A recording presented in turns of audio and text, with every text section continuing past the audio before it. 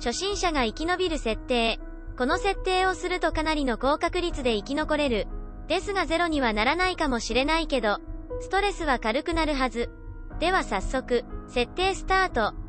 新規ゲームをクリックしてマップを作ります。この画面が出ます。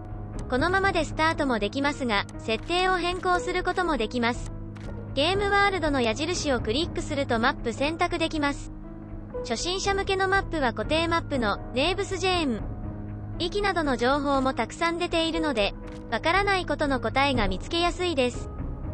ネーブスジェーンで物足りなくなったら、もう一つの固定マップ、プレゲンがあります。広さが3種類あるので好きな大きさを選べます。せっかくだからゲーム名を決めたい。そんな時は新しいランダムワールド選択後、ゲーム名欄に考えた名前を打ち込みます。ランダムにワールド生成されるので、建物やバイオームの位置情報はありません。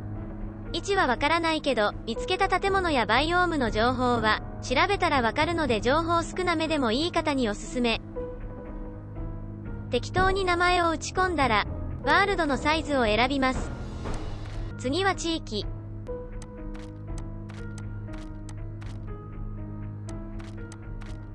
アジア選択。サーバー公開はシングルで遊ぶので、リストに記載されていませんを選択。Steam 内で友達登録している人と遊びたい場合は友達のみを選択。ゲームパスワードを設定すると特定の友人と遊べます。今回はシングルなのでプレイヤーは1プレイヤー選択。パスワードがなくても自分しか入れません。難易度設定はスカベンジャーが一番簡単。下に行くほど怖い設定となっています。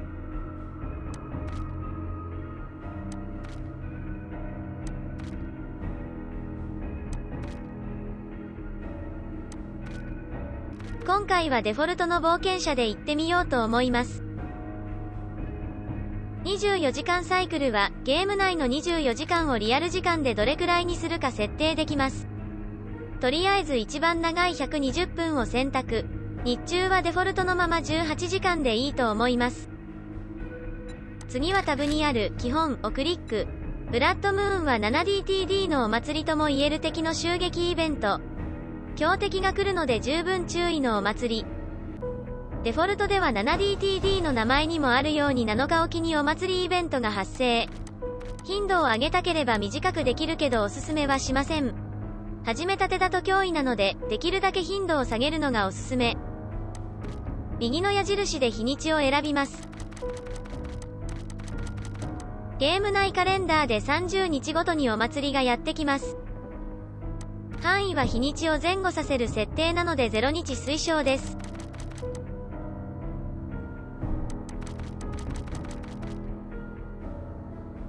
警告はお祭りの日を知らせるために世界が赤くなるのだけどその日時を選べます。敵の数は強い武器があれば多くてもいいのだけど、最小の4体から始めるのがいいと思います。このゲームのゾンビは夜になると走る習性があります。夜道を安全に過ごしたいときはこの設定をします。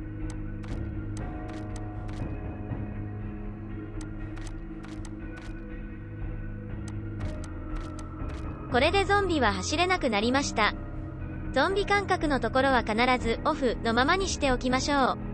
オンにすると遠くにいるゾンビからもモテモテになっちゃいます。プロフィールはそのままでいいです。早く育ちたいときは経験値マルチプライヤーのパーセンテージを上げておきます。200% はすごいけどその分敵が強くなるらしいから、お好みで選んでください。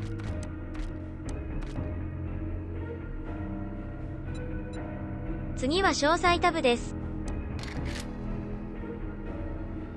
ブロックダメージはゲームをそれなりに楽しみたい人はデフォルトでいいと思います。ブロックを早く壊したい人はプレイヤーの部分を上げておきます。AI の部分はそのままか下げておくのが良いです。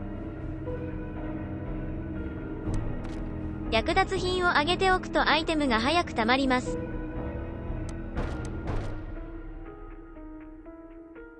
補充期間はアイテムの再ポップをいつにするか決めます。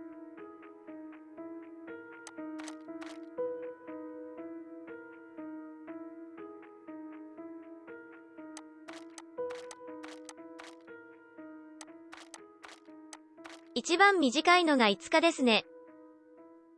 チャンクリセットとは、一定期間放置したチャンクのオブジェクトが元の状態にリセットされる仕組みです。せっかく壊しておいたのに元通り、ってならないために無効のままがおすすめ。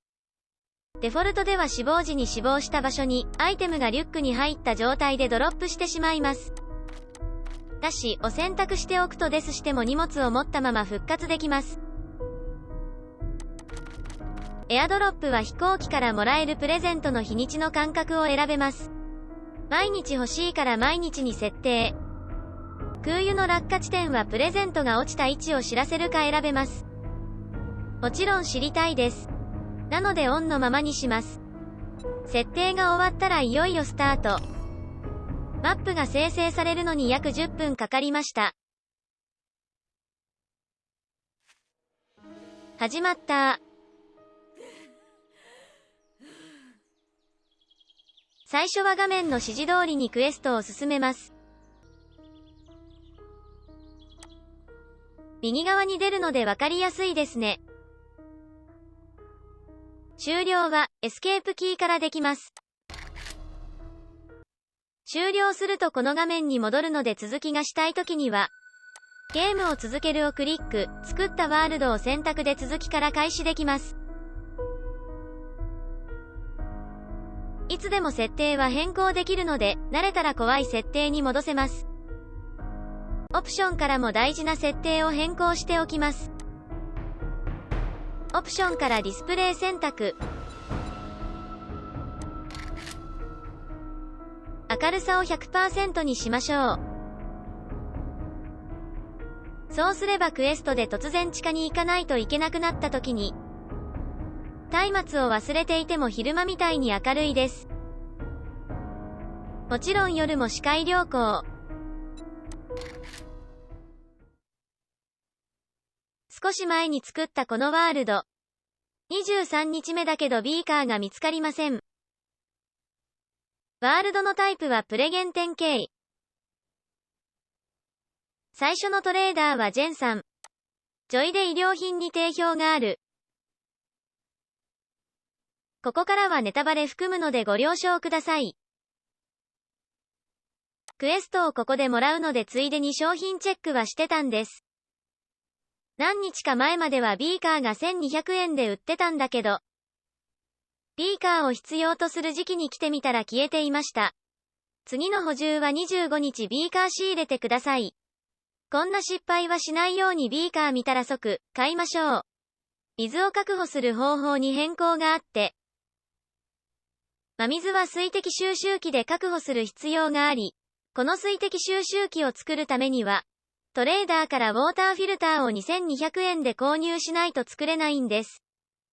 一つでは足りないので2つ作ってビーカーは後でいいと思っていたら、薬局も補給物資からもビーカーが出なくて困る羽目に、ジェンさんお願いします。ビーカーください。ここでちょっとした小技ご紹介します。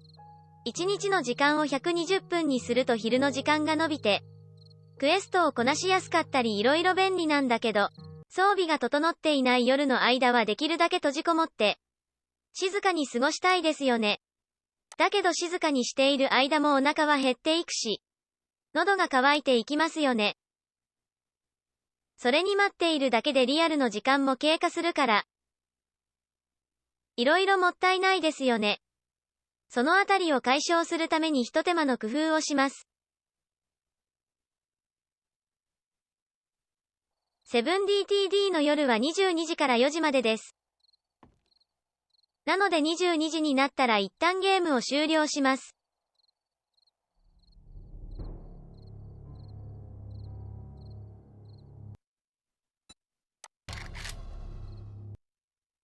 ゲームを続けるをクリック。時間を早送りしたいワールドを選択。24時間サイクルを10分に変更します。その後スタートをします。するとゲーム内時間経過がものすごい速さで進みます。4時になるまで2、3分待って、4時になったら終了します。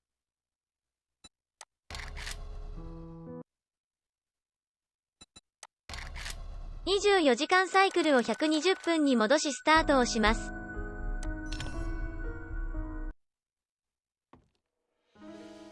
少し手間はかかるけど、これをやると無駄が省けて快適にゲームできます。トレーダーが開くまで木を切ったり、鉱石集めをすれば時間を無駄なく使えていい感じです。溜まった水をちょくちょく取って、次の水が溜まるようにしておきます。トウモロコシはまだ実がなっていないみたい。少し前の 7DTD より動物は狩りやすくなっているから、肉は手に入るけど水を安定して手に入れるためには、揃えないといけないものが増えたので少し時間がかかると思います。6日まではデスしてもペナルティはないので、それまでは水や食料を使わずにチェストに貯めておいて、7日以降に使っていくのもいい手だと思います。スキル振りはアップデート直後なので、こうすれば最強という振り方はまだないように感じます。お金を貯めておいて、トレーダーからおじいちゃんの剣謀エリクサーを買って、振り直ししたらいいと思います。アルファ21はまだテスト版なので、今後、変更される内容もあると思いますが、設定はこのようにすればクリアしやすいので、これから始める方はやってみてくださいね。